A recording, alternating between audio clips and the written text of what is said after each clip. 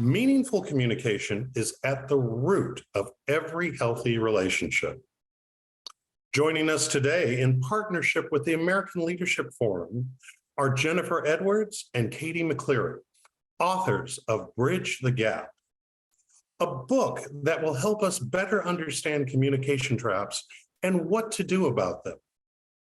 Katie, tell us, what is it about communications that is so difficult for us as humans to wrap our arms around? Well, it feels like we've gone through kind of the ringer in the past couple of years with pandemic, political polarization, masks, mandates. And I mean, did you ever think, Jennifer, that you would have your friends and family fighting over a piece of cloth? Unconceivable. And that's what happened. Right. There are 8 billion people on the planet. There are 5 generations that go to work, and we all do not have the same communication approaches, leadership, management styles, or work ethic. It is different out there, Scott, and we're getting totally messed up. Yeah.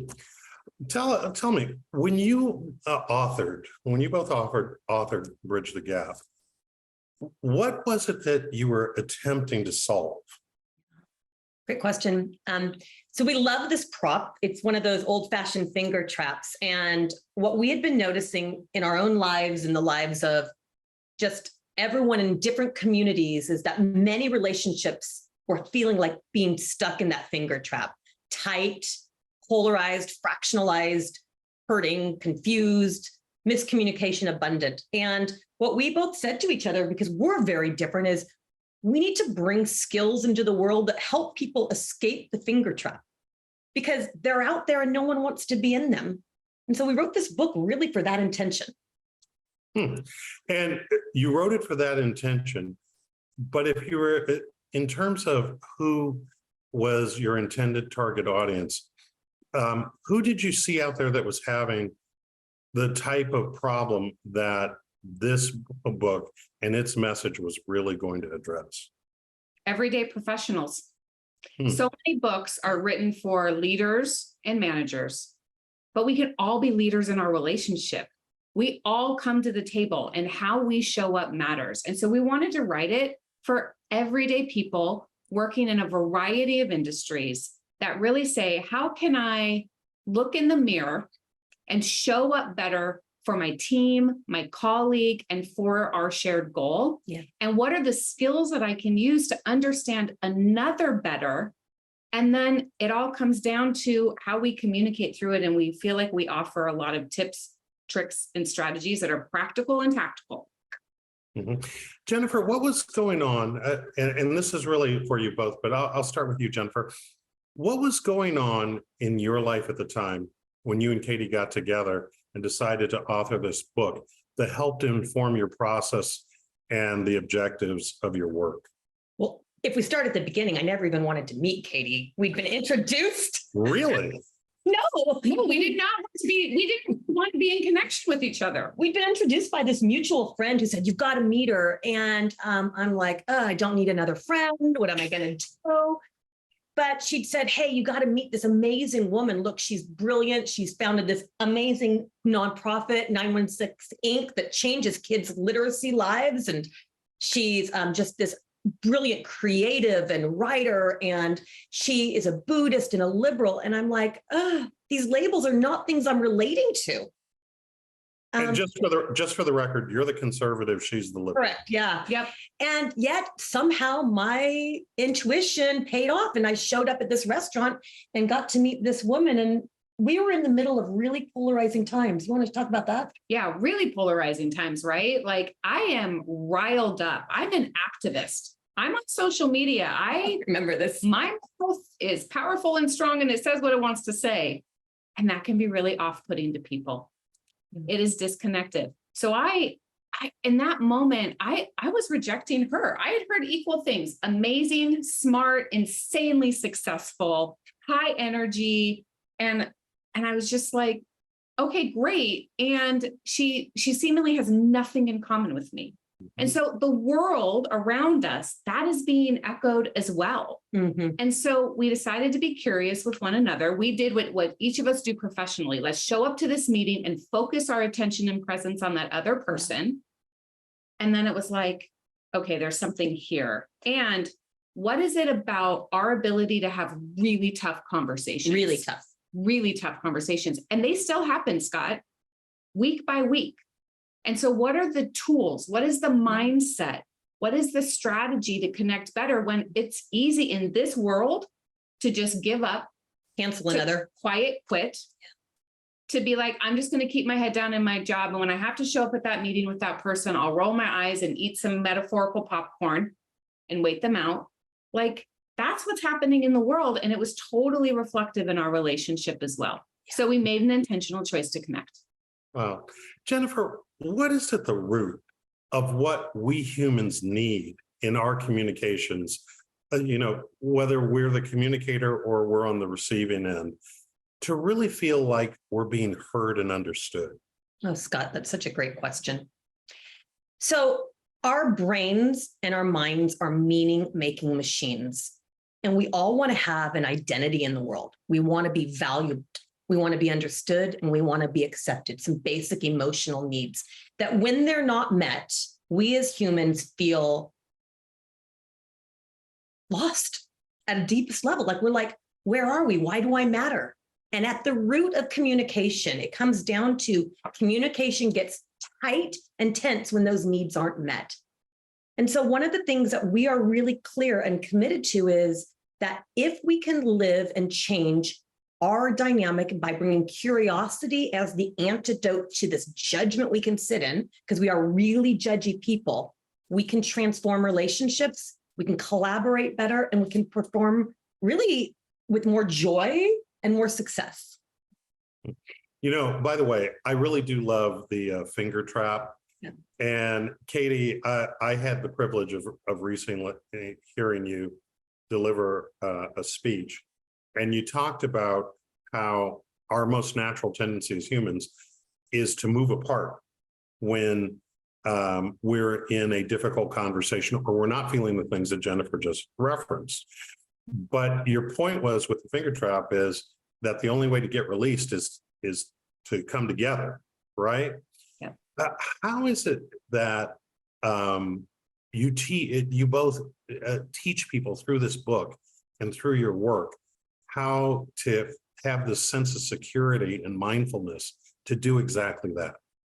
So how you show up matters. And you have an intentional choice every single time to take a moment and a beat to look in the mirror. We actually say, go to the bathroom before the conversation, before the meeting, whatever it is, and wash your hands in cold water, because your body is probably sweating, freaking out, pumping you full of chemicals that are hijacking you from being who you want to be. Yeah. Wash your hands in cold water and coach yourself in the mirror. Like, how do I want to show up? What is the best possible outcome? And all those little chattery voices, the narrative, the thoughts, the stories, right? We have to choose to suspend them. And we can do it, Scott. I mean, like, do you go to the movies, Jennifer? You do, right? I do. And when I'm watching a movie, do I know it's not real? You do. But do I cry? We suspend ourselves all the time. We do. And we can, if we can intentionally and mindfully learn code switching.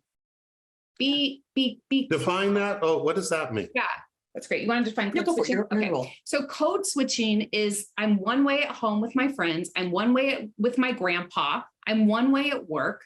I'm one way here and there. Like, we are multifaceted, kaleidoscope-esque people. And when we begin to really understand ourselves, the stories we tell ourselves when we're under pressure and doubt, the ways in which we can be in one space and another space, we can begin to maneuver our energy to be what's needed in that moment and focus our attention on another person who, guess what, has the same full, immense, pressure-based life as yourself. You know, Scott, we oftentimes actually hear, well, I'm not going to code switch. I'm just who I am every time. And otherwise I'm not authentic, right? Yeah. And we really challenge you to say, we're not asking you to be inauthentic. We're asking you to be in honor and dignity of the person in front of you, the most appropriate person you can be in that moment, the most responsible person you can be in that moment. And there is always space in between to make a choice about how you're going to show up. Well, Jennifer, let's stay with that for a second, because one of the concepts that you introduce in the book is something that you call here psychological flexibility. What is that, and what makes it so central to the work that you all are doing? We talk a lot about psychological safety and the critical nature it plays in running healthy organizations, homes, families, and communities. And what we focus on bringing in addition to that, is a concept called psychological flexibility. And what that is, at its nugget, is genuine curiosity. Walking in and being willing to suspend the me, the strong need to be seen, and the willingness instead to show up and say, what don't I know? I don't know. And to really be in a room to learn and grow, not to show off. And so that is why psychological flexibility, when researched, and there's a study, what year was it? It was like 2018, 2017. That said it's the key component to healthy relationships. The key component, one person has to engage with it. So I want to connect that, Katie, to something you said a few minutes ago, talking about the quote unquote kaleidoscope. And you use that metaphor in the book itself. Connect being psychologically flexible to this concept of the kaleidoscope, and how thinking using that metaphor can be helpful in positioning yourself to be much more effective in your communications. Awesome. So you are a kaleidoscope. I'm a kaleidoscope. She's a kaleidoscope. And inside of it, we have little jewels and we have big jewels. The big jewels are things like your lived experiences, your ethnicity and race, your class, your gender and sexual expression, your spirituality, right? Yeah. Your drive and desire and purpose. Then we have all these little rocks, things that impact us, like who do we surround ourselves by? What are we trying to achieve? Whenever we're in that kaleidoscope, these things don't change. They're always a part of us. But when we look through the kaleidoscope, when we make even a small shift, that's psychological flexibility. A small shift, those rocks, those jewels, tumble in a different way and they create a different pattern. So much we're tunnel visioned in our pressure cooker world, and our body and our mind want us to keep the same. Our mind and body don't really want us to change. So we have to overcome that and switch the kaleidoscope and say, I need a new story. I need a new pattern. If I want to have a new outcome and I don't want to be like anymore, I have to show up differently. And it's in you to do that. Well, it's interesting because there's so much connectivity in terms of the book and the writing that you both put into it. And Jennifer, when I take those patterns and those little shifts that Katie's talking about, and I have to confess, I saw a bit of myself in a lot of the different examples. One of them that you all use is talking about different archetypes that people tend to fulfill, whether they're a rescuer or taking on the victim role or things like that, and how we can cycle between all of these things. But really what it sounds like is kind of a silent message through your work is to be more conscious, present, and intentional as to where you are at any given moment in communication with others. Can you speak to that a little bit? I love that question because, did you drive to work today? Yes. And have you ever driven somewhere and you drove and you arrive and you're like, I don't even remember getting here? Yes, more often than I'd like to admit. Yeah. That's how some of us live life. I live life that way sometimes. So do you. We're just kind of asleep at the wheel. And what our book is calling us into is a very challenging way of living. And it's saying, let's be awake. Let's be response able. Let's be constantly aware that between an event and an outcome, there is a response. And we have authorship in that response. Not always easy. We flail and fail at it all the time, but that there always is the next opportunity to be response able and to not fall into that Dr. Cartman's drama triangle, but to live in the circle of choice where in every given moment, we have metacognition. We can think about thinking. and change the way we're behaving, and therefore change the outcomes of our relationships. Katie, I want to ask you, this work that you two have done took place in part during the pandemic, right? In terms of the authorship and all that. How did the pandemic affect the creation of the book? And secondly, probably more importantly for the both of you, which is, have you all, as experts and observers, seen any sort of way that the impact of the pandemic has kind of changed all of us in a way that we've got to deal with some stuff on communications as well? Absolutely. So the pandemic is all over this book. It is the setting for it. One of the chapters where we really teach curiosity is we were hired by a political, an association, a big industry association, where, they had to figure out about the events of January 6th, and they had to figure out things about Black Lives Matter, and they had to think about things about masks and mandates and vaccines. How do we get two parties that are dug in on an agenda to come together with curiosity to do that? And so it's all over the book. And so many of us were shaped by that pandemic. And guess what? We have this amazing, ripe opportunity as we're all settling into the new normal, which is a hybrid work world. Yeah. The world has changed, in addition to a whole generation coming into work. Gen Z is in our workplace, and their whole lives have been defined by the pandemic, and even a couple of years of political polarization prior to that. And so how we communicate and show up is so critically important. And we need to be able to take that step back and say, who am I? What are my identity markers? How maybe I'm not showing up optimally in them to connect with people who are really different than me? I hope that answers your question. It does. Jennifer, anything you want to add on that? The rise of social media is also changing brain chemistry. Research will be emerging that really shows that attention spans are changing, that the way we grasp and seek to have our emotional needs met, the dopamine hits we're looking for are changing. And so I want to sum it up by saying communication is a skill. It's a skill very few of us actually ever learned in our home lives and in our school lives. We learned how to pull away instead of lean in. And so, that's the one thing I think that this nation needs, that everyday professionals need, is when things get tight, when pressure hits, when you think that going to hit the fan, how can I lean in and be curious and show up with care? Mm-hmm. Changes the world.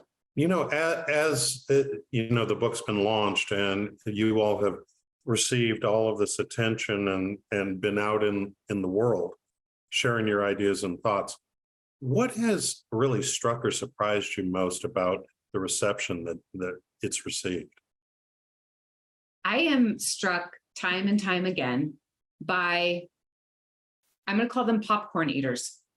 People who are like, I've read all the leadership books. They say all the same junk over and over again. They just tell me to do better. And I swear I'm doing the best I can. Yes. And the greatest joy are the popcorn eaters who are very skeptical, and they come to the end of a workshop or a series with us, and they say things like, you just saved my marriage. Oh my God, I can talk to my kid again. Yeah. And I can now show up to a meeting and heal this thing that I had with this other person that works in a cubicle down the hall from me, because you gave me the language and the right energy to do it. And now it's like reduced suffering. Yes. We want to reduce suffering in the world, because it's just messing everything up. Ditto. Well, incidentally, I do want to challenge both of you on one thing. Yep, go for it. Both on the book itself, but also in some of your earlier comments. You talked about, the professional world and the work world and all this. And in my reading of the book, I felt that as effective as all of the tools and observations that are within the book will be in a professional environment, I felt that the book was transformative in terms of how it could affect our personal lives. And so it surprises me a little bit that not only do you not lead with that, but it's almost like it's very soft in the background, if there at all. Can you share with us what's behind that? Well, our publisher. Our publisher is behind that. Our publisher is behind that. McGraw-Hill is a business book and education book.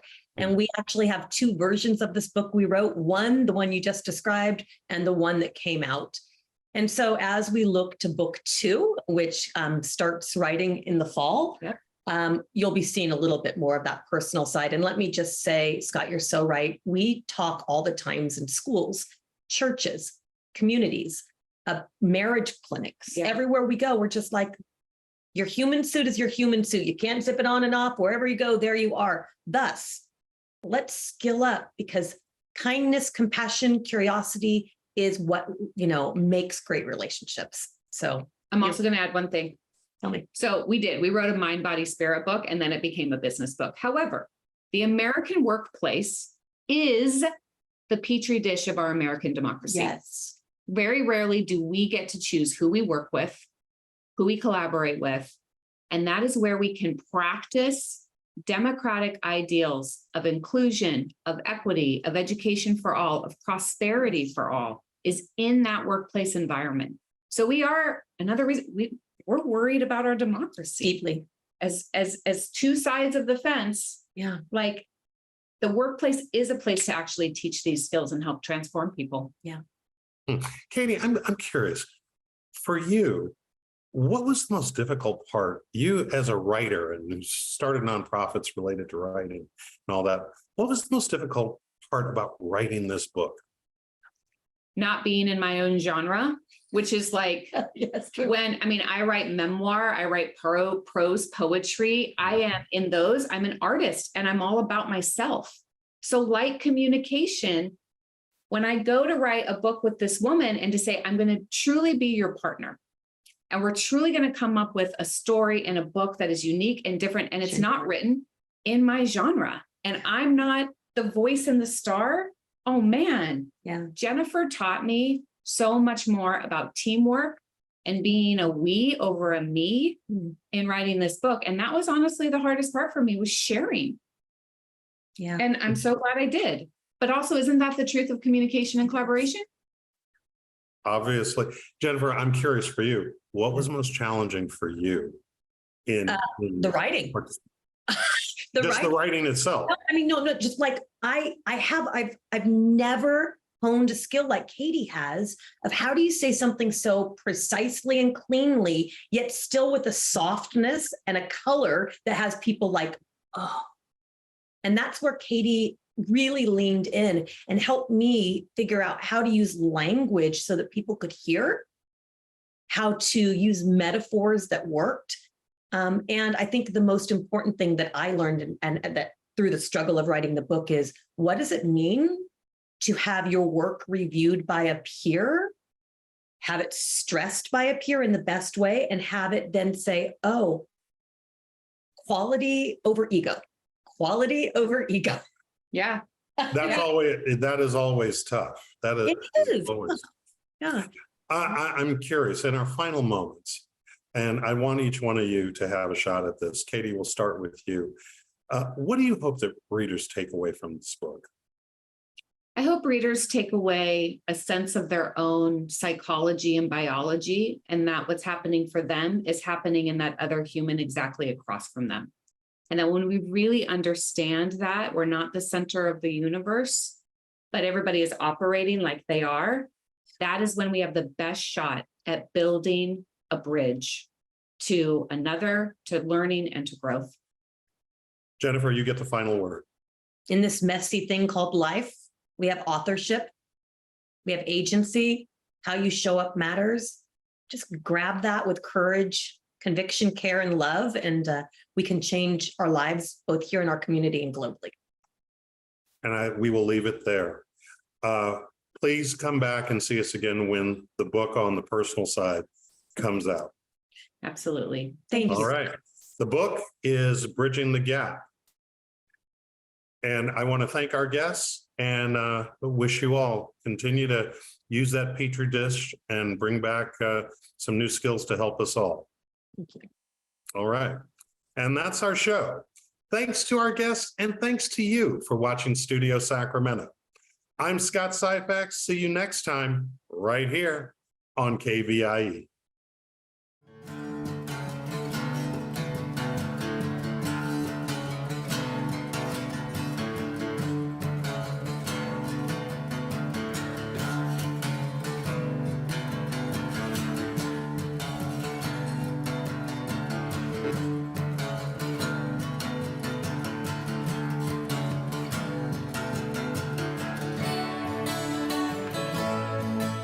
All episodes of Studio Sacramento, along with other KVIE programs, are available to watch online at kvie.org/video.